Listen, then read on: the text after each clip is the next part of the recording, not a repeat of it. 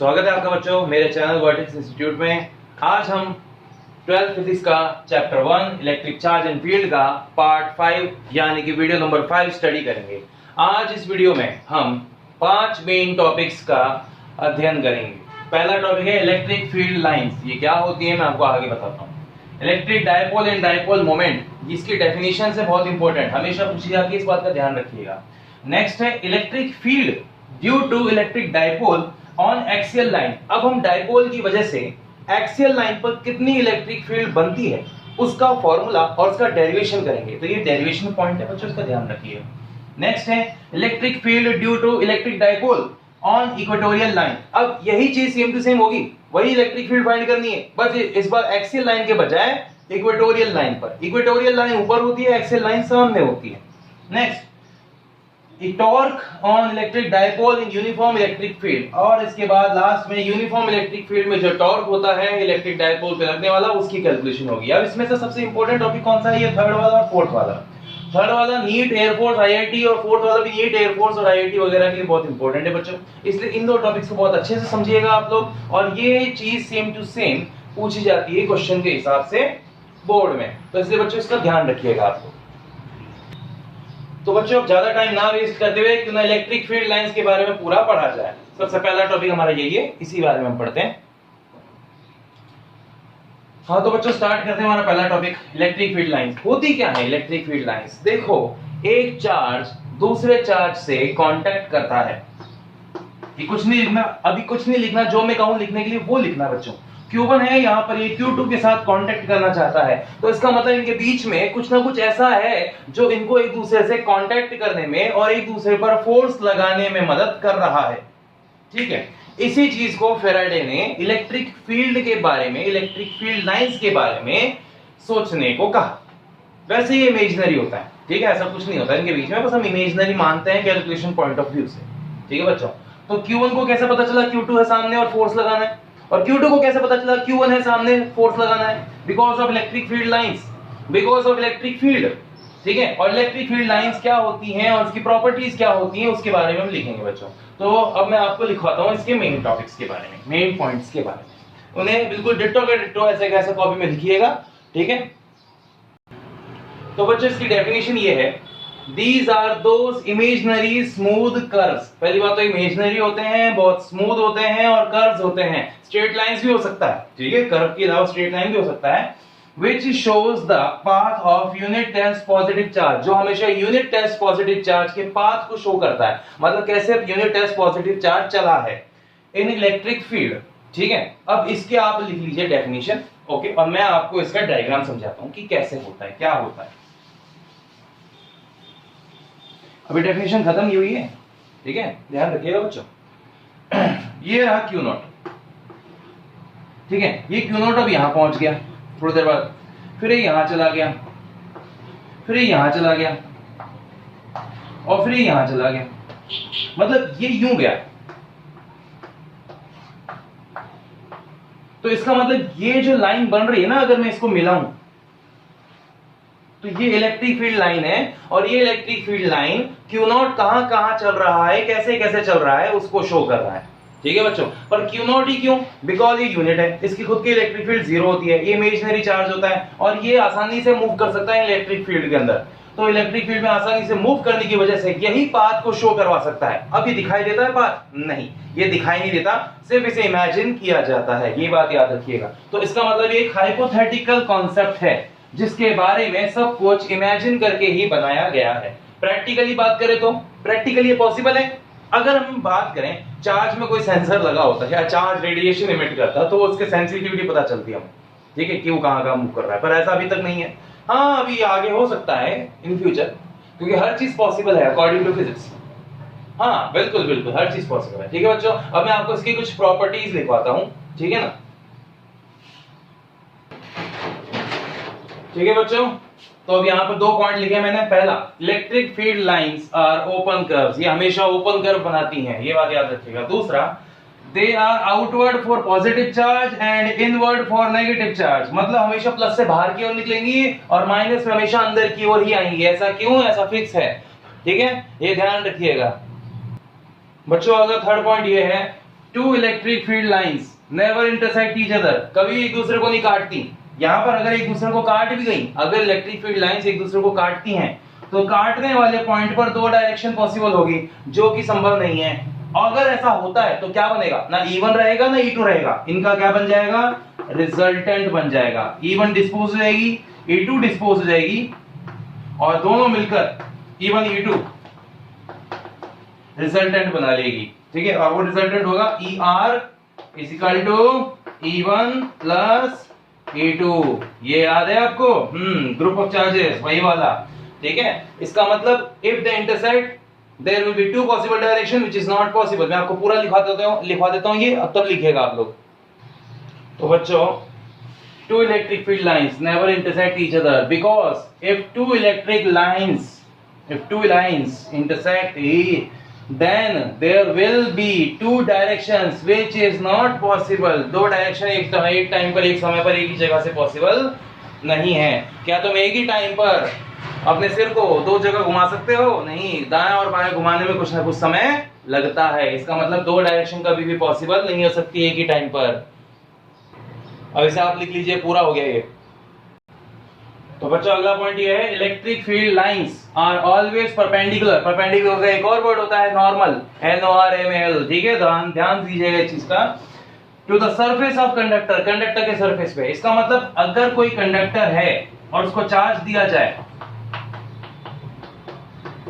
तो उसके चार्ज की वजह से जो इलेक्ट्रिक फील्ड लाइंस निकलेंगी या आएंगी वो हमेशा परपेंडिकुलर होगी सरफेस के। ये ध्यान रखिएगा, normal to the surface, perpendicular to the surface. ठीक है बच्चों, इस तरीके से। पांचवा पॉइंट और एक आखिरी पॉइंट है, वो लिख लीजिए।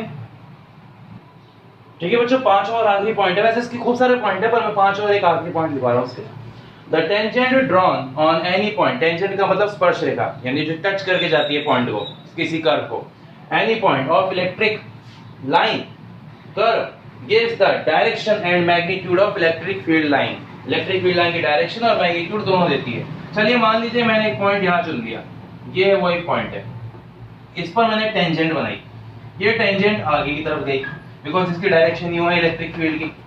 तो बेटा ये जो डायरेक्शन जा रही है ना, ये जो कर्व जा रहा है यहां से, ये इलेक्ट्रिक फील्ड की इंटेंसिटी भी बताएगा मेरे को और साथ साथ उसकी डायरेक्शन भी बताएगा। अगर वो पॉइंट मैंने यहां बनाया तो देखिए, तो इलेक्ट्रिक फील्ड की डायरेक्शन अब यहां हो जाएगी और मैग्नीट्यूड यहां से पता चलेगा।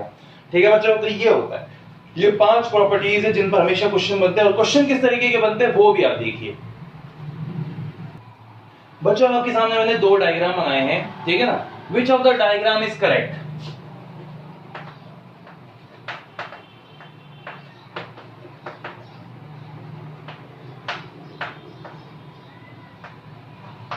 ऐसे क्वेश्चन IIT नीट में भी पूछ जाता है। कौन सा डायग्राम सही है? पहले वाले डायग्राम पे गौर करिए। प्लस से इलेक्ट्रिक फील्ड की लाइनें निकल रही हैं, ये जा रही है नेगेटिव में, हाँ नेगेटिव में सारी जा रही हैं, इसका मतलब पहला वाला डायग्राम सही है। प्लस से निकल रही है, माइनस में जा रही है, ओके, ये सही है। नाउ दूसरा, प्लस से निकल रही हैं, हाँ माइनस प्लस में जा रही है। एक मिनट, ये क्या हुआ? गौर से देखो, प्लस में जा रही है, एंटर कर रही है, ये पॉसिबल नहीं है। यहां भी प्लस में जा रही है, एंटर कर रही है, ये भी पॉसिबल नहीं है। इसका मतलब ये डायग्राम रॉन्ग है, ये डायग्राम गलत है। तो सही डायग्राम गलत डायग्राम की पहचान इलेक्ट्रिक फील्ड लाइन से हम कर सकते हैं इस तरीके से। बच्चों, डायग्राम्स की तरफ गौर करते हैं। तीसरा डायग्राम को ध्यान से देखिए। प्लस से इलेक्ट्रिक फील्ड माइनस में जा रही है, माइनस में आ रही है, प्लस से निकल रही है, माइनस में आ रही है, बिल्कुल सही है यहां तक। अब ये देखिए, यहाँ पे इलेक्ट्रिक फील्ड क्या कर गई? क्लोज कर्व बना गई। क्लोज कर्व बना लिया इलेक्ट्रिक फील्ड ने। इलेक्ट्रिक फील्ड ओपन कर्व बनाती, कभी क्लोज कर्व नहीं बनाती, इसका मतलब ये डायग्राम भी रॉन्ग है। ओके, नेक्स्ट, इस वाली डायग्राम की चौथे की तरफ देखिए। प्लस से निकल रही है, प्लस से निकल रही है, हाँ लग रहा है, पर ये देखिए इस जगह पर ये एक दूसरे को इंटरसेक्ट कर रही है, काट रही है। क्या ऐसा हो सकता है? नहीं, ये रहा, ये नहीं हो सकता। इसका मतलब ये भी पॉसिबल नहीं है। तो सही डायग्राम क्या होगा? सही डायग्राम ये होगा, ये दोनों एक दूसरे से लचीले तारों की तरह, मेम्ब्रेन्स की तरह एक दूसरे से दूर हटने की कोशिश करती हैं। ठीक है बच्चों, तो ये है सही डायग्राम। ओके, ये गलत डायग्राम था, किताब में वो सही दे रखा है, ये गलत दे रखा है, ये गलत ही। अब हम आ जाते हैं अपने सेकंड टॉपिक से पहले। आपको एक इंपॉर्टेंट बात बताऊं बच्चों, अगर आपने अभी तक चैनल को लाइक और सब्सक्राइब नहीं किया है तो चैनल को लाइक और सब्सक्राइब करिए, बहुत इंपॉर्टेंट है ये, ठीक है। जितना हो सके इसे शेयर करिए, लोगों तक पहुंचाइए, ये बहुत इंपॉर्टेंट टॉपिक्स है। मैं चाहता हूं कि 11 12 में सीखने वाले बच्चे और 12 फिजिक्स के खासकर बच्चे वो इस चीज के वीडियोस का उपयोग करें। ऐसे वीडियोस से उनका कोर्स जल्दी कवर हो, वो स्कूल खुलने का इंतजार ना करें बच्चों प्लीज, वरना जाहिर सी बात है आपको है ना टाइम कम मिलेगा और जैसे हालात अभी हुए हैं कई बच्चों के वैसे हालात बाद में हो सकते हैं, ठीक है। इससे पहले आप क्या करें, ये वीडियो से तैयारी करते रहे, अपने नोट्स तैयार कर रखें और सब कुछ आप जब सीखेंगे तो वो एक तरीके से आपका रिवीजन होगा, आपका फायदा होगा। ओके बच्चों, अब हम आते हैं अपने सेकंड टॉपिक की तरफ अपने आज के, ठीक है बच्चों। तो अगली डेफिनेशन हमारी इलेक्ट्रिक डाइपोल। इलेक्ट्रिक डाइपोल होता क्या है, जैसे नाम से ही स्पष्ट है, इलेक्ट्रिक डाइपोल, डाई का मतलब दो पोल्स, जिसमें एक पॉजिटिव पोल होता है और एक नेगेटिव पोल होता है। तो इसकी डेफिनेशन क्या होती है, an arrangement of two charges, दो चार्ज का अरेंजमेंट होता है, हैविंग सेम मैग्नीट्यूड, जिनका मैग्नीट्यूड तो सेम है but opposite nature. Opposite nature मतलब उनका एक प्लस होगा और एक माइनस होगा, इसी को बोलते हैं कॉल्ड इलेक्ट्रिक डाइपोल। मतलब एक चार्ज नेगेटिव होगा और एक चार्ज पॉजिटिव होगा और इनके बीच में कम से कम कुछ ना कुछ डिस्टेंस होगी, ठीक है। ओके, इस चीज के अंदर एक बहुत इंपॉर्टेंट चीज है, एक बहुत नोट करने वाली बात यह है, the distance between charges should be extremely small.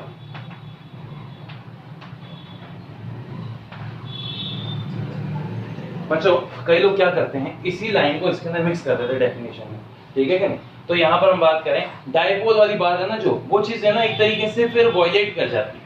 Okay, इसलिए डिस्टेंस वाली बात को नोट करके लिखाना चाहिए अलग से, क्योंकि इनके बीच का डिस्टेंस एट सम डिस्टेंस ऐसा नहीं होता, एट एक्सट्रीमली स्मॉल डिस्टेंस, बहुत ही ज्यादा स्मॉल डिस्टेंस पे होना चाहिए, ठीक है बच्चों। आप इसे उतारिए, ये डेफिनेशन है इसकी।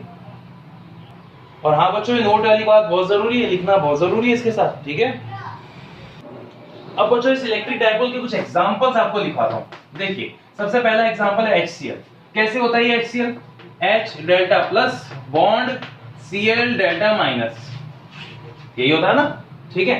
H2O ये भी है, NaCl ये भी है, ये सारे के सारे है ना बहुत ही कम डिस्टेंस पे एक दूसरे से रखे हुए होते हैं, इसलिए इन सबको डाइपोल की कैटेगरी में रखा जाता है। ये एग्जांपल है डाइपोल्स के।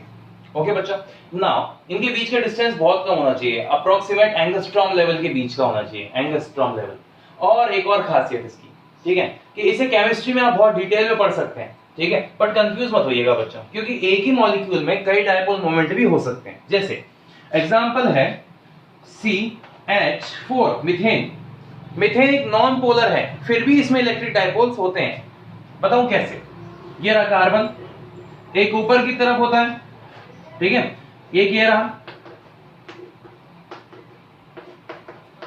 ये टेट्राहेड्रल अरेंजमेंट में होता है, मैंने इसे क्या प्लेनर अरेंजमेंट में दिखाया है आपको। ये इसको कैंसिल कर देगा, ठीक है, ये इसको कैंसिल कर देगा, टोटल मोमेंटम कितना हुआ इसका, जीरो हुआ, सॉरी टोटल मोमेंट कितना हुआ, जीरो हुआ, इसलिए ये एक नॉन पोलर कंपाउंड हुआ। पर इसमें एक सिंगल बॉन्ड पर तो एग्जिस्ट करता है ना डाइपोल, ठीक है, ये ध्यान रखिएगा। ओके बच्चों, अब मैं इसकी नेक्स्ट डेफिनेशन है इलेक्ट्रिक डाइपोल मोमेंट, उसको लिखवाता हूं बच्चों, और ये सारा कुछ लिख लीजिए आप, ठीक है बच्चों। अगली डेफिनेशन है इलेक्ट्रिक डाइपोल मोमेंट की, the product of magnitude of charge Q, charge Q लिखा हुआ है यहां पर, and vector small length 2a is called electric dipole moment. याद रखना बच्चों, इसे स्मॉल p से डिनोट किया जाता है, स्मॉल p से, ठीक है, कैपिटल P से नहीं। कैपिटल P का मतलब होता है पोलराइजेशन वेक्टर, जो अगले चैप्टर में आप जानेंगे, चैप्टर नंबर 2 में। अभी हम चैप्टर नंबर 1 में है, तो उसी के कॉन्सेप्ट पे ध्यान दीजिए। फॉर्मूला होगा P vector is equal to Q into 2a, formula तो ये रहा। यूनिट, इसकी यूनिट होती है डेबाय, और एक डिवाई बहुत ही बड़ा क्वांटिटी होता है, ठीक है कि नहीं, 10 की पावर माइनस, सॉरी काफी छोटा होता है, 10 की power -30 coulomb metre, coulomb into metre, ठीक है। तो इसका यूनिट जो है वो कूलाम इंटू मीटर होता है, ठीक है, इस चीज को ध्यान रखिएगा बच्चों। ओके, क्या केमिस्ट्री में डीवाई का ज्यादा यूज करते हैं और फिजिक्स में कूलम्ब मीटर का, एम के एस की वजह से, मास किलोग्राम सेकंड की सिस्टम ऑफ ऐसी यूनिट्स की वजह से। अब इसकी डायरेक्शन की बात करते हैं। ये लोग बच्चों आप लोगों ने इसे उतार लिया होगा, मैं इसे मिटा देता हूं।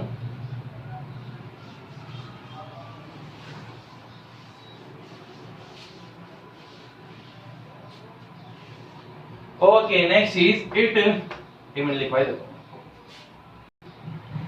बच्चों, इट्स अ वेक्टर क्वांटिटी, यानी कि एक वेक्टर क्वांटिटी होती है and its direction is from negative charge to positive charge, और इसकी डायरेक्शन नेगेटिव चार्ज से पॉजिटिव चार्ज। तो बच्चों p वेक्टर जो होता है ना, स्मॉल p वेक्टर, ये नेगेटिव चार्ज से पॉजिटिव चार्ज, जबकि इलेक्ट्रिक फील्ड पॉजिटिव चार्ज से नेगेटिव चार्ज की तरफ होती है। मतलब p और e एक दूसरे के अपोजिट होते हैं फिजिकली, ठीक है, पर इन्हें एक दूसरे में अलाइन किया जाता है। चलिए उन बातों को हम बाद में जानेंगे, ठीक है, ये चीज आप लिख लीजिए। बच्चों हमारा तीसरा टॉपिक शुरू होता है, बहुत इंपॉर्टेंट टॉपिक है, मैंने बताया था आपको पहले भी। Electric field due to electric dipole on axial line. Axial line पर हमें इलेक्ट्रिक फील्ड की कैलकुलेशन करनी है। अभी एक्सियल लाइन क्या होती है पहले आपको ये समझाता हूं। देखो कैलकुलेशन के लिए बच्चों नेगेटिव चार्ज को हमेशा लेफ्ट की तरफ और पॉजिटिव चार्ज को हमेशा राइट की तरफ लिया जाता है। इनके बीच का डिस्टेंस हमने मान लिया 2a, और इसके बीच में एक मिड पॉइंट मान लिया O। तो बच्चों इस लाइन को जब मैं आगे बढ़ाऊंगा, एक्सटेंड करूंगा, तो इस लाइन को कहते हैं एक्सियल लाइन। और एक्सियल लाइन पर एक पॉइंट P मान लिया मैंने, जहां पर मुझे इलेक्ट्रिक फील्ड का कैलकुलेशन करना है। प्लस के चार्ज की वजह से इलेक्ट्रिक फील्ड बनेगी E1, और आउटसाइड नेगेटिव चार्ज से इलेक्ट्रिक फील्ड बनेगी E2, और वो भी इनसाइड। E1 और E2 के बारे में आपको समझ में आ गया होगा। E1 और E2 की डायरेक्शन एक दूसरे के अपोजिट है, ठीक है कि नहीं? ये चीज। नेक्स्ट चीज, अगर मैं इसके हिसाब से कैलकुलेशन करूं, यानी x y z कंपोनेंट्स के अंदर, तो देखिए क्या होता है। पहले 2a को आधा आधा करेंगे तो ये a और ये a, मान लो ये 20 है तो आधी 10 10, उस हिसाब से। अब बच्चों यहां के मिड पॉइंट से p तक का डिस्टेंस हमने माना है r, बस। और हमें क्या करना है, p इसको मान लेंगे a और इसको मान लेंगे b। पहले p से लेके a तक का डिस्टेंस निकालेंगे, वो होगा r माइनस a, ठीक है। और फिर p से लेके b तक का डिस्टेंस निकालेंगे, वो होगा r प्लस a। ये बच्चों आपको याद रखना है। और ये कैसे आया मैं आपको बताता हूं। देखिए पहले आप यहां तक की बात कर दीजिए, यहां तक की बात कर दीजिए, यहां से लेकर यहां तक निकालना है आपको। उसे आप r में a माइनस करके निकालेंगे, और आपको यहां से लेकर यहां तक निकालनी है तो r में a प्लस करके निकालेंगे। मैं इसे यहां रफ में समझा देता हूं आपको अच्छे से, क्या है कि ज्यादा अच्छे समझ में आएगा आपको। यहां पर ये रहा 10, ये रहा 10, और ये रहा 50। बच्चों ये कितनी होगी, पूरी तो 50 है ऊपर, 50 में से 10 को क्या करना है माइनस, तो आ गई 40, ठीक है। अब हम यहां से लेकर यहां तक निकालनी है, तो यहां तक कितनी है 50, और यहां तक कितनी है 10। 50 और 10 मिला के हो गई 60, मतलब r प्लस a यानी 50 प्लस 10। तो इसलिए मैंने r प्लस a और r माइनस a किया है। ये बात आपको अब समझ में आई होगी। बच्चों इस बातों को थोड़ा थोड़ा करके समझिए तो आपको ये चीज क्लियर हो जाएगी। अब मैं इसकी जरूरत नहीं है, इसे हटा देते हैं हम, वरना डायग्राम खराब हो जाएगा हमारा, ठीक है बच्चों। तो मेन डायग्राम जो है वो तो हमने ऐसे करके उतार लिया, बट अभी एक चीज और बाकी है। यहां पर डायरेक्शन ऑफ p है ना जो, वो ये गौर से देखिए, p का डायरेक्शन नेगेटिव चार्ज से पॉजिटिव चार्ज, और यहां पर E1 तो p के पैरेलल है यानी सेम डायरेक्शन में, जबकि E2 अपोजिट डायरेक्शन में है। इसमें हम लगाएंगे रेजोल्यूशन ऑफ वेक्टर। हाँ बिल्कुल, देखिए ये रहा i कैप x, ये रहा x डैश यानी माइनस का i कैप, यहां पर ये y यानी j कैप, और यहां पर ये y डैश यानी माइनस का j कैप। यही होता है, यही सीखा हमने। i की जगह में p कैप लिख लूं, क्योंकि मुझे कैलकुलेशन p वेक्टर से लेनी है बच्चों, ठीक है, इसलिए। और फिर यहां पर तो है E1 और यहां पर है E2, तो E1 के साथ लगेगा p कैप, और E2 के साथ लगेगा माइनस का पी कैप। बच्चों ये दोनों डायग्राम इंपॉर्टेंट है, इन्हें उतार लीजिए। अब मैं सीधा आपको इसकी कैलकुलेशन कराता हूं, यानी कि इसके डेरिवेशन का पार्ट करवाता हूं, मेन पार्ट। ठीक है बच्चों, अब आ जाते हैं इसकी बाकी की कैलकुलेशन पे। ठीक है, फर्स्ट पॉइंट लिखे सभी के सभी, electric field due two plus Q charge, तो वो कितनी है, E1 है, E1 वेक्टर, उसमें फॉर्मूला लगेगा के क्यू, अपॉन में क्या आएगा, आर की जगह पी ए, और यहां पर आएगा पी कैप। हाँ जी, ठीक है। अब इसको थोड़ा सा ना सही कर लेते हैं, E1 को सही से लिख लीजिए, E1 आएगा के क्यू अपॉन में आर माइनस ए का होल स्क्वायर, और यहां पर आएगा पी कैप। बच्चों ये रही इक्वेशन नंबर फर्स्ट, इसे उतार लीजिए आप लोग, ये है मेन इक्वेशन। अब इसके आगे की इक्वेशन से भी खत्म थोड़ी ना हुआ है, बहुत कुछ बाकी। अब हम सेकंड पॉइंट लिखेंगे सभी के सभी, electric field due to minus Q charge. Minus Q charge की वजह से कितनी इलेक्ट्रिक फील्ड होगी वो देखिए, E2 इज इक्वल टू के क्यू अपॉन में डिस्टेंस इस बार आएगी पीवी, और आएगा यहां पे माइनस का पी कैप। तो बच्चों इसको सही से लिख लेते हैं, ठीक है। E2 आएगा माइनस का के क्यू, और नीचे आएगा आर प्लस ए का होल स्क्वायर पी कैप। ये हो गई इक्वेशन नंबर 2, लो इसे उतार लीजिए। ओके, अब तीसरे पॉइंट की बारी, third point.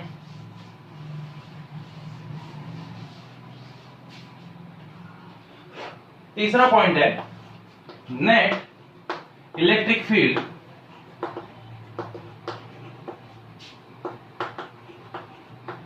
On axial point P, तो इसे कहेंगे E axis is equal to E1 plus E2। हाँ माइनस होनी चाहिए ना, बिल्कुल सही बात है, माइनस होनी चाहिए, अपोजिट डायरेक्शन है, पर बेटा अभी वेक्टर में लिख रखा है मैंने, मैग्नीट्यूड में नहीं। पहले इस चीज को समझ लो। हाँ नहीं तो मैथ वाले ज्यादा दिमाग लगाते हैं, और ये कई बार लगाते हैं, हर बार लगाते हैं, कोई बात नहीं, छोड़ो। E1 की जगह वैल्यू रखते हैं from equation 1 and equation 2। Equation 1 और 2 से हम लिखेंगे इसके वैल्यूज। ई ए शॉर्ट में लिखिए एक्सिस को, ए इज इक्वल टू, यहां पर आएगा के क्यू, यहां पर आएगा आर माइनस ए का होल स्क्वायर, और यहां पर पी कैप, यहां पर आएगा माइनस के क्यू, और यहां पर आर माइनस ए का, आर प्लस ए का होल स्क्वायर पी कैप। बच्चों क्या क्या कॉमन आ रहा है, के क्यू और पी कैप कॉमन आ रहा है, और बाकी के हमें मैथमेटिकल कैलकुलेशन करनी है। Simple is that. ओके, अब मैं इसकी सारी कैलकुलेशन बिना रुके लगातार करा रहा हूं बच्चों आपको, तो आप लोग इसे देखते जाइए और समझते जाइए। कहीं भी अगर आपको कोई डाउट लगे, कोई प्रॉब्लम लगे, तो आप इसे लिख कर, ठीक है, मेरे कॉन्टेक्ट नंबर जो मैंने वर्टेक्स इंस्टीट्यूट पे दे रखे हैं मेरे चैनल पर, आप उसे देख लीजिएगा। अब इसके आगे कैलकुलेशन आपको कराता हूं फटाफट से। तो जो कॉमन आ रहा था वो क्या था, ई ए, वेक्टर फॉर्म में कैलकुलेट कर रहा हूं मैं, के क्यू 1 अपॉन में आर माइनस ए का होल स्क्वायर, और यहां पे 1 अपॉन में आर प्लस ए का होल स्क्वायर, और लास्ट में आएगा पी कैप। सॉल्यूशन शुरू करते हैं, के क्यू बाय एलसीएम, एलसीएम लिया हमने, यहां पर आएगा आर प्लस ए का whole square minus R minus A का होल स्क्वायर और पी कैप। बच्चों ये चीजें कोई नहीं बताता, यूट्यूब पे भी आपको देखने को नहीं मिलेगी आसानी से, ठीक है। क्या होता है, सीधा फॉर्मूला दिखाते हैं, काम खत्म करते हैं। यूट्यूब वालों के आप कई वीडियोस देख लीजिए, electric field due to dipole, ये फॉर्मूला खत्म, कहां से आया, कैसे आया, क्यों आया, ये सब कुछ नहीं बताते। जबकि फिजिक्स में हमारा ये मेन कंसर्न होता है, R square plus A square plus 2ra minus R square plus A square minus 2ra, नीचे आएगा R square minus A square का भी होल स्क्वायर, और यहां पे पी कैप। बच्चों इसे ओपन करेंगे ब्रैकेट को,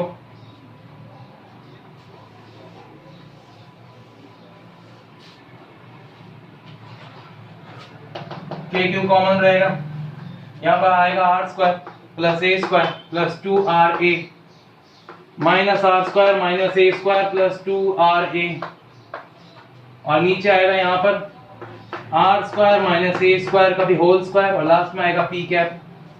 कुछ कर रहा है? हाँ, आर स्क्वायर से आर स्क्वायर, ए स्क्वायर से ए स्क्वायर, 2ra डबल बार हो गया 2kq 2ra, ठीक है, और अपॉन में आएगा यहाँ पर R square minus A square का भी होल स्क्वायर। अभी खत्म नहीं, अभी चलता जाएगा ये फिर बच्चों, जब मैं कहूंगा तब खत्म होगा ये। इसके आगे की देखिए कैलकुलेशन 2kq, यहाँ पे q की जगह क्या लिखूं ऐसा बताता हूं।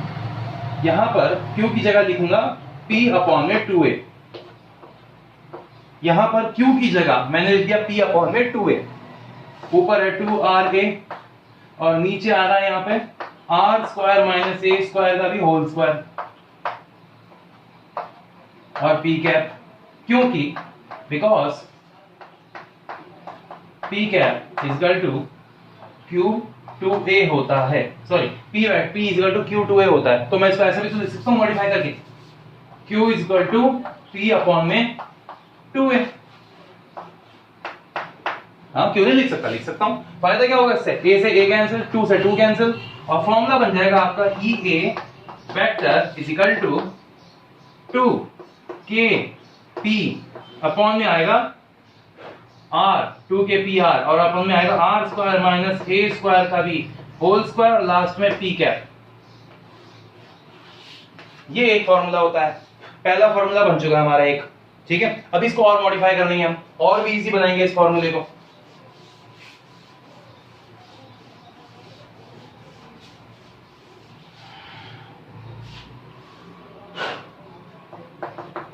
EA vector is equal to यहाँ पर 2kp वेक्टर हो जाएगा, r अपॉन में आएगा r square minus a square का भी होल स्क्वायर। अब ये p वेक्टर कैसे, because a vector is equal to a dot a cap, ये याद रखना बच्चों, यूनिट वेक्टर की डेफिनेशन से आया है ये फॉर्मूला, यूनिट वेक्टर की डेफिनेशन से, ओके। और अब आगे बात करें, यहां पर ये फॉर्मूला है मेन फॉर्मूला, ठीक है। अब इसको मॉडिफाई करते हैं, here neglecting a square, because a square is very very much less than r square. r की तुलना में a का वैल्यू काफी कम है, इतना कि ना के बराबर, इसलिए उसको जीरो अप्रोक्सीमेट मानते हुए हम उसको नेग्लेक्ट करते हैं। और यहाँ पे EA का जो फॉर्मूला बचता है वो बचता है k 2kp r, और नीचे आएगा r स्क्वायर का भी स्क्वायर, यानी 2kp r की पावर 4, यहाँ नीचे पावर 4 से एक r कैंसिल, और EA का एक फॉर्मूला आपके सामने पेश है 2kp वेक्टर अपॉन में r की पावर 3। लो बच्चों, ये है फाइनल फॉर्मूला, यहां पर हम आंसर कह सकते हैं इसे, ये आंसर होता है, ये अपना आंसर लास्ट फाइनल सॉल्यूशन होता है। तो बच्चों एक डेरिवेशन है, ये पूरा डेरिवेशन बहुत इंपॉर्टेंट है, ये आएगा एक लॉन्ग टाइप क्वेश्चन, ठीक है बच्चों, इसलिए इसको अच्छे से तैयार कर लीजिएगा आप लोग। अब मैं इसका दूसरा डेरिवेशन है वो भी बताने जा रहा हूं आपको, इसके साथ साथ ही समझ लेंगे तो आपको फायदा होगा। तो बच्चों अगला डेरिवेशन है हमारा electric field due to electric dipole on equatorial line. Equatorial line क्या होती है वो आपको बताता हूं थोड़ी देर में, पहले डायग्राम को समझिए। एक माइनस क्यू चार्ज, एक plus Q charge, electric dipole मान लिया, इसके बीच का डिस्टेंस कितना है बच्चों 2a, इसका मिड पॉइंट क्या है O, ये पॉइंट हमने A मान लिया, सॉरी इसे A मान लिया और इसे B मान लिया, कुछ भी मान सकते हैं, कोई दिक्कत नहीं। अब इस लाइन के परपेंडिकुलर जो लाइन ऊपर की तरफ जा रही है, ये वाली लाइन, इसे बोलते हैं इक्वेटोरियल लाइन, और इक्वेटोरियल लाइन पर एक पॉइंट P मान लिया, ठीक है बच्चों। अब यहां से एक इलेक्ट्रिक फील्ड जनरेट होती है पॉजिटिव चार्ज से, जो जाती है ऊपर की तरफ, वो है E1, और एक अंदर की तरफ आती है इलेक्ट्रिक फील्ड, वो है E2।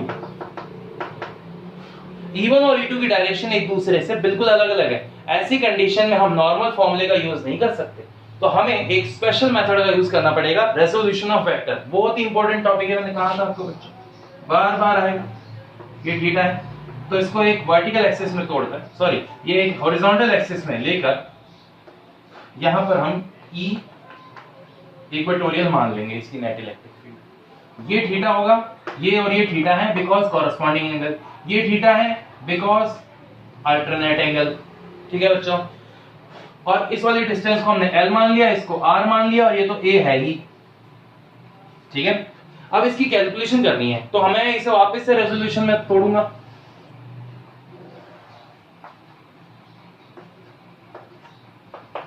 ठीक है, यहां पर x एक्सिस है, यहां पर y एक्सिस, यहां पर x डैश और यहां पर y डैश, यहां पर होता है i कैप, पर मैं मानूंगा p cap because electric dipole moment इस डायरेक्शन में अकर करता है, माइनस से पॉजिटिव। ठीक है, तो ये p कैप हो जाएगा और यहां पर ये माइनस का p कैप हो जाएगा।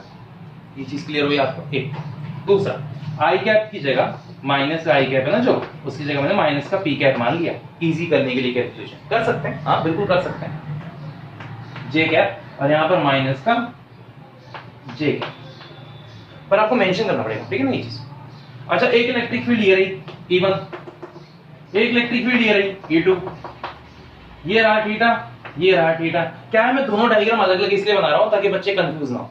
अगर ये दोनों एक ही जगह पे बना दूंगा ना तो फिर वही कंफ्यूजन जिसकी वजह से क्लास लेते हैं बच्चे, वही सारा क्लास हो जाती है, कुछ समझ में नहीं आता और बच्चे परेशान हो जाते हैं ना। अब E1 की बात करते हैं, इसके अंदर की बात करते हैं, मेन तो टॉपिक यही है। ठीक है, इस तरफ हम बात करें, यहां पर आएगा E1 cos थीटा और यहां पर आएगा E2 cos theta, sorry E2 sin theta, oh sorry E1 आएगा, मैं भी ना बहुत मिस्टेक कर रहा हूं। हाँ, इतनी सारी चीजें लिख दूंगा तो ये होगा, प्लस E2 cos थीटा, ये नीचे वाले की, और यहां पर आएगा E2 sin थीटा। भाई E2 sin theta E1 sin theta से कट जाएगी क्योंकि E1 E2 लगभग लगभग सेम है, और E1 और E2 cos थीटा दोनों मिलाकर देंगे आपको इक्वेटोरियल पर इलेक्ट्रिक फील्ड। देखो इसकी और इसकी डायरेक्शन सेम है, इसलिए इक्वेटोरियल इन दोनों के सम के बराबर होगी। मेन तो ये दोनों डायग्राम है बच्चों, इन दोनों डायग्राम्स को आप अच्छे से उतार लीजिए, बहुत ही इंपॉर्टेंट टॉपिक है। ठीक है, बहुत जरूरी टॉपिक है। अब आगे कैलकुलेशन करेंगे हम इसकी, आप लोग इसे उतार लीजिए अच्छे से एक बार। हाँ, तो बच्चों आगे ध्यान देते हैं। Due to resolution of electric field, electric fields की रेजोल्यूशन की वजह से, यानी उनको उसको टुकड़ों में तोड़ने की वजह से, the vertical components cancel each other, vertical component एक दूसरे को काट देते हैं, but horizontal components add up, यानी कि हॉरिजॉन्टल कंपोनेंट एक दूसरे से जुड़ जाते हैं।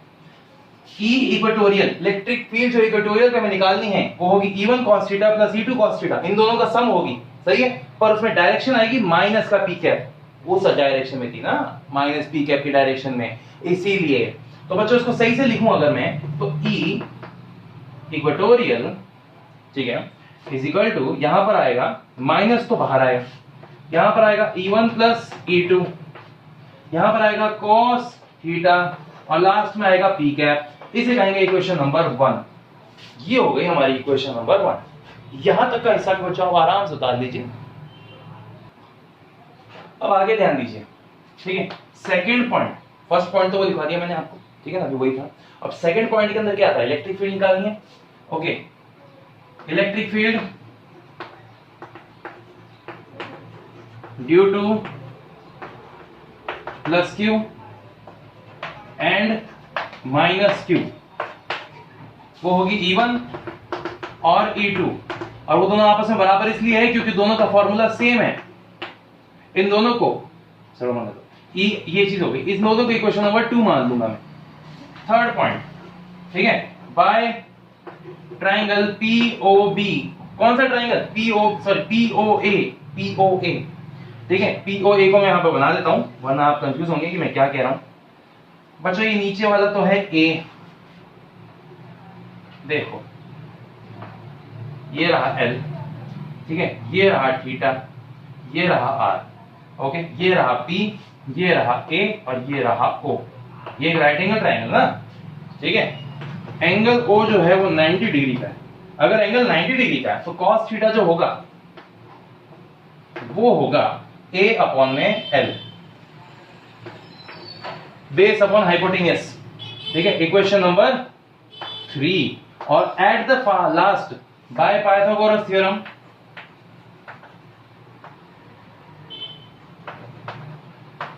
बाय पाइथागोरस थ्योरम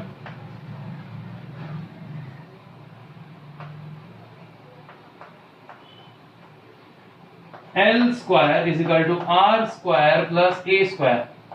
ठीक है, तो एल का वैल्यू कितना हो जाएगा, under root R square plus A square. Equation number 4। बच्चों ये सब चीजें आप लोग लिख लो, ये सामग्री आपकी तैयार हो गई, सारी इक्वेशन हमें मिल चुकी हैं। अब हम इसको क्या करेंगे, बस यूज करेंगे इन द फॉर्मूला कैलकुलेशन में। ठीक है, अब मैं इसे मिटाकर पूरा कैलकुलेशन स्टार्ट करता हूं।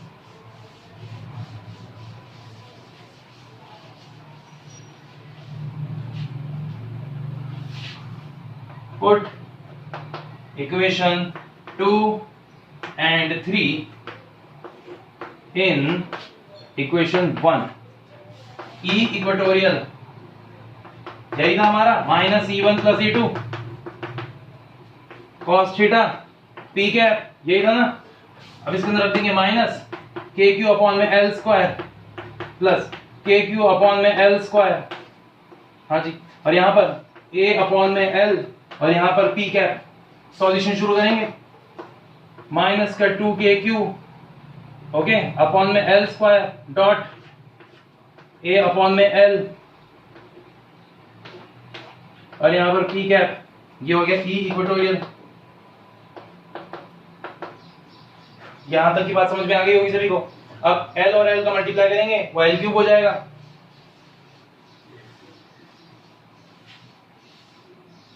और ऊपर वाले के अंदर Q का वैल्यू रख देंगे, EQ is equal to minus 2K, Q की जगह आएगा P अपॉन में 2A, यहाँ पर A और नीचे आएगा L क्यूब और यहाँ पर P कैप। यहाँ पे साइड में लिखेंगे because Q is equal to P upon में 2A होता है बाय इलेक्ट्रिक डाइपोल। यहाँ पर वैल्यू रखेंगे, 2 से 2 कैंसिल, A से A कैंसिल, और E इक्वेटोरियल का जो हमें फॉर्मूला मिलता है वो आता है माइनस का KP अपॉन में L क्यूब और ये P कैप। एक फॉर्मूला तो ये हो गया बच्चों, पर अब ये काम चलाओ फॉर्मूला है, ओरिजिनल फॉर्मूला नहीं बनाइए, मॉडिफाइड नहीं है, इसमें L का वैल्यू अब भी रखना बाकी है। नाउ फ्रॉम इक्वेशन 4 EEQ मतलब electric field at equatorial is equal to minus का KP P वेक्टर। ठीक है, और नीचे आएगा अंडर रूट के अंदर R square plus A square की पावर 3। ठीक है, यहां पे लिखेंगे because A vector is equal to A dot A cap. ये हमारा मेन फॉर्मूला हमारा तैयार हो गया, पर वही इसमें भी नेग्लेक्ट कर देंगे ए स्क्वायर को, पूरा ऐसे मिटा दीजिए।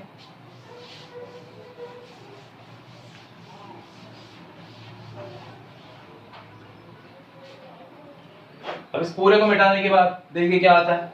हमारे पास E इक्वेटोरियल का फॉर्मूला है माइनस का KP वेक्टर अपॉन में अंडर रूट के अंदर R square plus A square की पावर 3।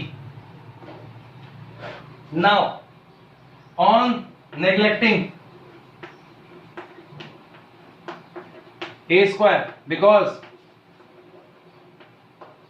ए का वैल्यू काफी कम है आर स्क्वायर से, मतलब ए स्क्वायर का वैल्यू काफी कम है आर स्क्वायर से, और इसके लिए वजह से हम यहां पर इसको फॉर्मूले को लिखेंगे EEQ माइनस का KP वेक्टर अपॉन में आएगा अंडर रूट आर स्क्वायर की पावर 3। और इसी तरीके से सॉल्व करने पर हमें इलेक्ट्रिक फील्ड जो मिलेगी वो होगी माइनस KP वेक्टर अपॉन में आर क्यूब। लो जी बच्चों, ये इसका फाइनल फॉर्मूला खत्म होता है, यहां पे हम अपना आंसर कंप्लीट करते हैं। ठीक है, ये था इसका मेन इंस्टिंक्ट वाला टॉपिक। अब एक आखिरी टॉपिक बच रहा है, 5वां टॉपिक, उसे कर लेते हैं और आज का टॉपिक यहीं पर ही खत्म हो जाएगा। ठीक है, तो बच्चों अब अगला टॉपिक है torque due to electric dipole in uniform electric field. Uniform electric field में टॉर्क कैसे निकालेंगे, तो देखिए सबसे पहले इसका डायग्राम बनाइए और थोड़ा है ना एनलार्ज बड़ा बनाइएगा ताकि आप अच्छे से इसे देख सकें। एक प्लस क्यू चार्ज यहां बनाइए, एक माइनस क्यू चार्ज यहां बनाइए और उनको मिला दीजिए। ये जो डायरेक्शन है ये है पी वेक्टर की। ठीक है,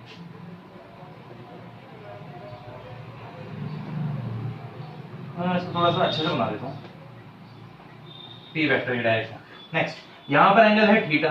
अब बच्चों इसको यहाँ से मिलाइए,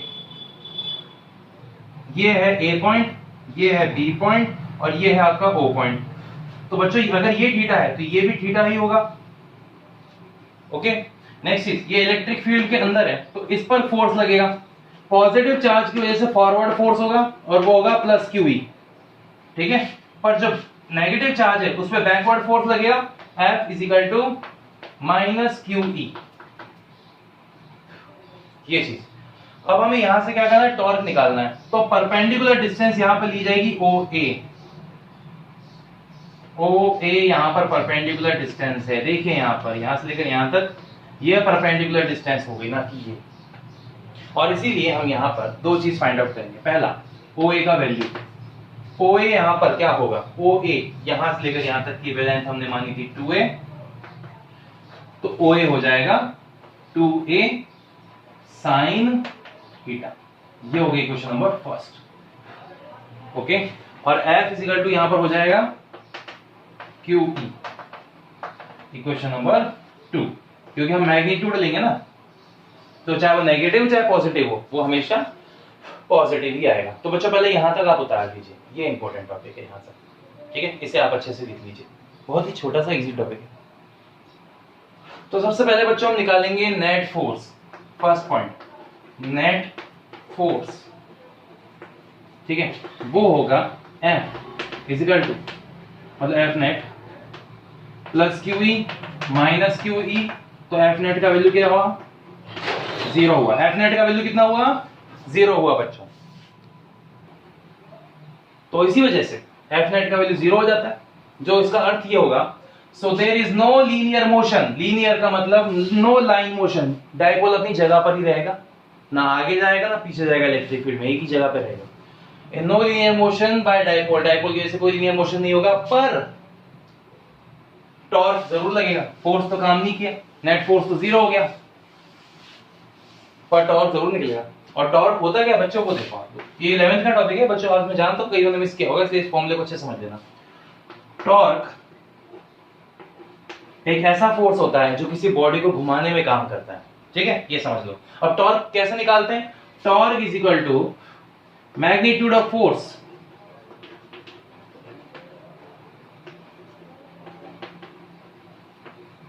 ठीक है, इनटू परपेंडिकुलर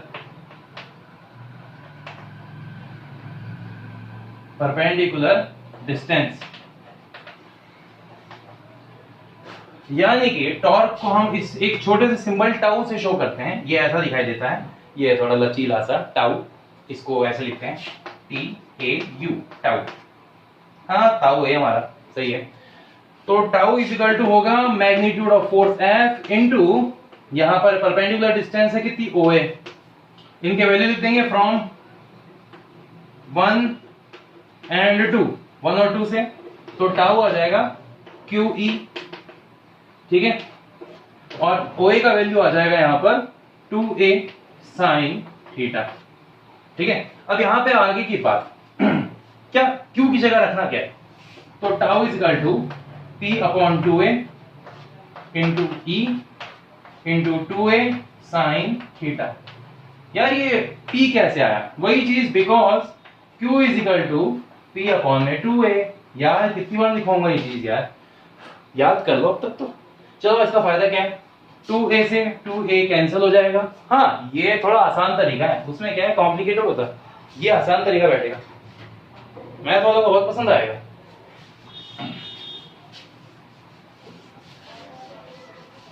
खैर लोग बोलेंगे गलत है, ऐसा थोड़ी ना, इतने सवाल हो गए, ये ऐसे गलत हो सकता है, मैथमेटिकली दिखाओ कुछ गलत तो बताओ।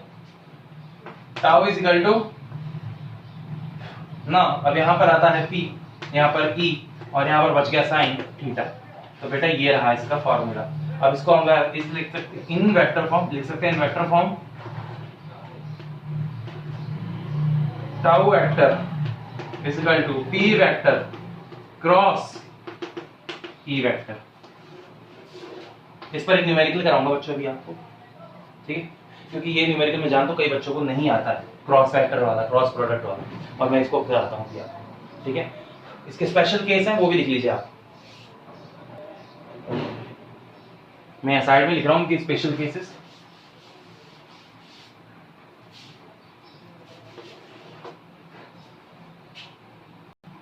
तो बच्चों जो स्पेशल केस है मैंने लिखवा दिया आपको। स्पेशल केस नंबर 1, अगर theta is equal to 0 degree या 180 डिग्री होगा तो साइन थीटा, साइन क्या मैं भी क्या बोल रहा हूं, sine theta is equal to 0 हो जाएगा। पानी पीने की बहुत प्रॉब्लम है। Tau is equal to P की साइन थीटा, पी की 0, इसका मतलब टाउ भी 0, मतलब कोई टॉर्क नहीं लगेगा। Theta is equal to 0 degree या 180 डिग्री पे, पर थीटा अगर 90 हो तो साइन 90 1 हो जाता है, और इसी वजह से टाउ मैक्सिमम लगता है और वो कितना होता है, पी होता है। तो ये रहा आपका इसका स्पेशल केस। स्पेशल केस तो हो गया, अब इसके न्यूमेरिकल कर लेते हैं। एक न्यूमेरिकल बहुत इंपॉर्टेंट है इसका। तो बच्चों टॉर्क निकालना है, ई और पी के वैल्यूज वेक्टर फॉर्म में दिए हुए हैं, मतलब वेक्टर फॉर्मूला लगेगा, और वेक्टर फॉर्मूला इस तरीके से काम करता है, tau is equal to P cross E. ये बनेगा डिटरमिनेंट फॉर्म में, कईयों ने किया होगा कईयों ने नहीं किया होगा। तो बच्चों अब देख लो, यहाँ पे आई कैप लगेगा पहले, फिर जे कैप लगेगा और फिर के कैप लगेगा, ठीक है। अब पहले पी के वैल्यू लिखना है, पी लिखा है ना पहले, इसलिए पहले पी का 3, 4 और 5 लिखेंगे। अब यहां पर ई का वैल्यू लिखेंगे, वो है 2, 2, 3, ठीक है बच्चों। इसे सॉल्व करने का तरीका बड़ा ही सिंपल, ठीक है। एक प्लस होगा, दूसरा माइनस होगा, फिर तीसरा प्लस होगा, प्लस माइनस प्लस। पहले हम आई कैप के लिए निकालेंगे कैलकुलेशन। तो आई कैप को ऐसे छिपा दो, दिख रहा है यहाँ पर आई कैप को छिपा रहे हैं, तो हम 4, 5, 2, 3 दिखाई दे रहा है आपको, यस, इसको लिखना है। आई कैप का वैल्यू होगा 4, 5, 2, 3, फिर आएगा माइनस का जे कैप। अब जे कैप को छिपा दो, देखो 3, 2, 5, 2, ठीक है, 3, 5, 2, 3, फिर अब के कैप को छिपा दो, 3, 4, 2, 2,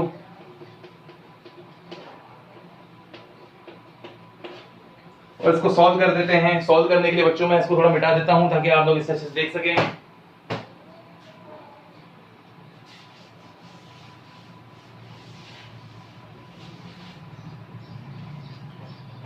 देखिए कैसे होता है, आई कैप क्रॉस मल्टीप्लाई। याद रखना बच्चों, एरोज नीचे से ऊपर जाते हैं हमेशा। 3 को 4 से मल्टीप्लाई किया 12, 2 को 5 से किया 10, 3 को 3 से किया 9, 2 को 5 से किया माइनस का 10, ये चीज। अब लास्ट में के कैप, 2 3 जा 6, 2 4 जा 8, नीचे से एरोज, हमेशा एरोज याद रखना बच्चों ऐसे लिखने चाहिए। देख लो अगर नहीं दिखाई दे रहा है छोटे में, तो एरोज हमेशा नीचे से ऊपर जाते हैं। 3 4 जा 12, 2 5 जा 10, और बीच में क्या लगता है हमेशा इनके, माइनस।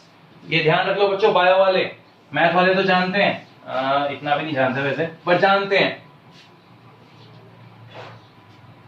तो इसका आंसर आएगा 12 में से 10 गए तो 2 आई कैप, ठीक है। यहाँ माइनस का 1, माइनस माइनस प्लस का J cap, 1 minute, tau is equal to आएगा ना, मैं भी ना, tau is equal to 2 I cap plus J cap minus का 2 के कैप। और बच्चों ये इसका आंसर आ गया, ये इसका वेक्टर सॉल्यूशन था। बाकी नॉर्मल तो आप लोग कर ही सकते हैं। और आज का टॉपिक यहीं पर ही समाप्त होता है बच्चों। Thank you for watching this video. बच्चों चैनल को लाइक, सब्सक्राइब और शेयर करिए, और जितना हो सके शेयर करिए। जितने बच्चों को ये पहुंचेगा, जितना फायदा मेरा होगा, उतने वीडियोस मैं और बनाऊंगा। मुझे अच्छा लगेगा कि आपके लिए मेहनत कर रहा हूं, आप मेरे को फीडबैक देते रहें, ठीक है बच्चों। Thank you for this, thank you for your time, all the best for your career, all the best for your exam. Thank you बच्चों।